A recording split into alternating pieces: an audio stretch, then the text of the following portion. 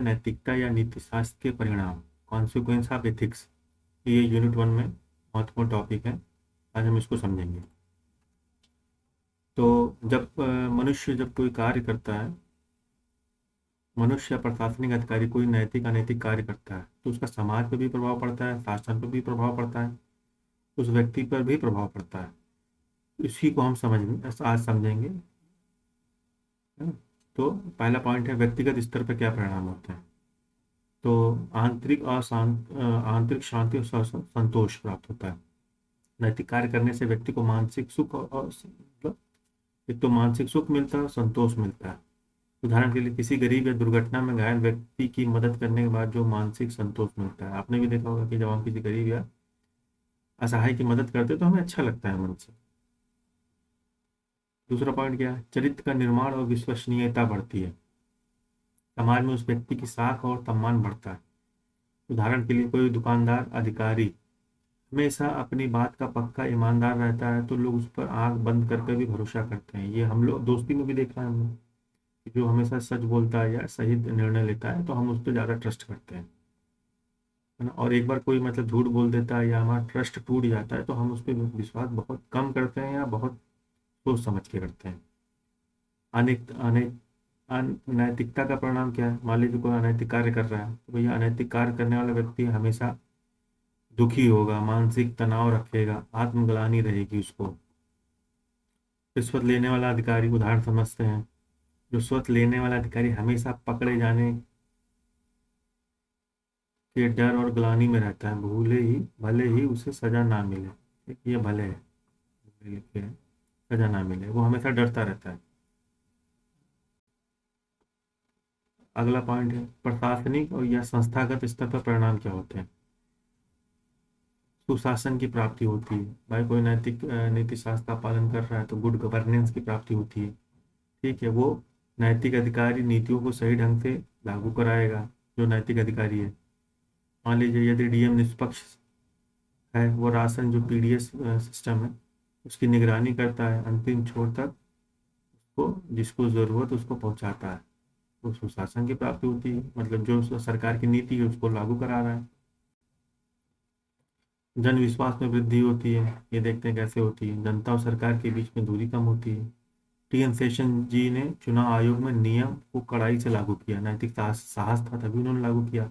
Booth capturing हो जाती थी पहले, है ना। वोटर आईडी जारी किया, तो इससे लोगों की चुनाव प्रक्रिया में भरोसा बढ़ा। लोग अधिक से अधिक मतदान करने जाते हैं, तो लोकतंत्र में विश्वास बढ़ा, है ना। बहुत जगह देखिए कैसे वो दंगे हो जाते हैं, आरोप लगते हैं, चुनाव हो रहे हैं लेकिन धांधली हो रही है।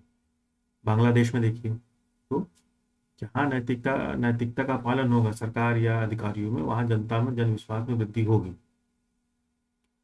अगला है संसाधनों का सही उपयोग होता है। भ्रष्टाचार जाता है इससे। टैक्स पेयर के पैसे का सही इस्तेमाल होता है।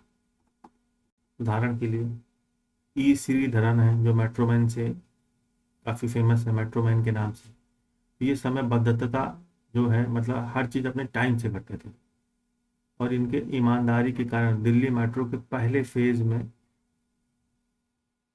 उनको समय पे पूरा किया, बल्कि बजट के भीतर भी पूरा किया। अगला है सामाजिक और आर्थिक स्तर पर क्या परिणाम होते हैं। अगर कोई नैतिकता समाज या नैतिकता का पालन करता है तो इससे सामाजिक में देखिए सामाजिक समरसता बढ़ती है। करुणा, न्याय, निष्पक्षता जैसे नैतिक मूल्यों से अपराध कम होता है और भाईचारा बढ़ता है। अब पुलिस सभी समुदाय के साथ न्यायपूर्ण व्यवहार करती है तो समाज में शांति सद्भाव बना रहता है। देखिए पहले मतलब कहीं कहीं होता है कि पुलिस किसी का पक्ष ले रही है तो इससे दंगे भड़क जाते हैं। तो अगर पुलिस जो है नैतिक है, नीति शास्त्र का पालन करेगी तो सामाजिक सौहार्दता बढ़ेगी, समरसता बढ़ेगी, लोग एक साथ रहेंगे, सद्भाव बढ़ेगा। इसी तरह अगला पॉइंट है आर्थिक विकास।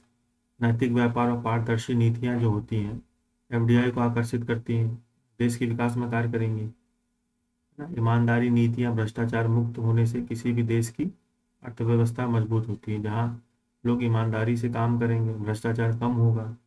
और नैतिक व्यक्ति तो ईमानदारी और भ्रष्टाचार को कम करेगा ना, तो उससे क्या होगी, आर्थिक विकास ही होता है।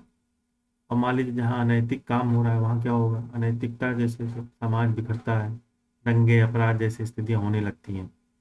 है ना। भ्रष्टाचार से असमानता बढ़ता है, असंतोष बढ़ता है, सामाजिक अस्थिरता को जन्म देता है। तो ये सब चुनौतियां होती हैं अनैतिकता से। तो हमें सब देखना देखना चाहिए। तो एक फ्लो चार्ट भी बनाएंगे।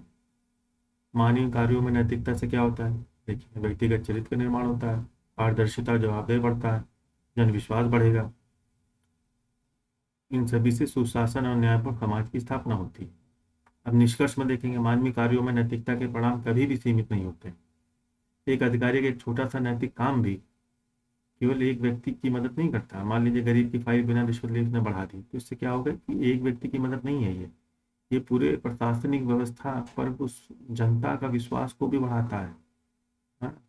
तो यही कारण है कि नीति शास्त्र केवल पढ़ने का विषय नहीं है, बल्कि जीने का भी विषय है।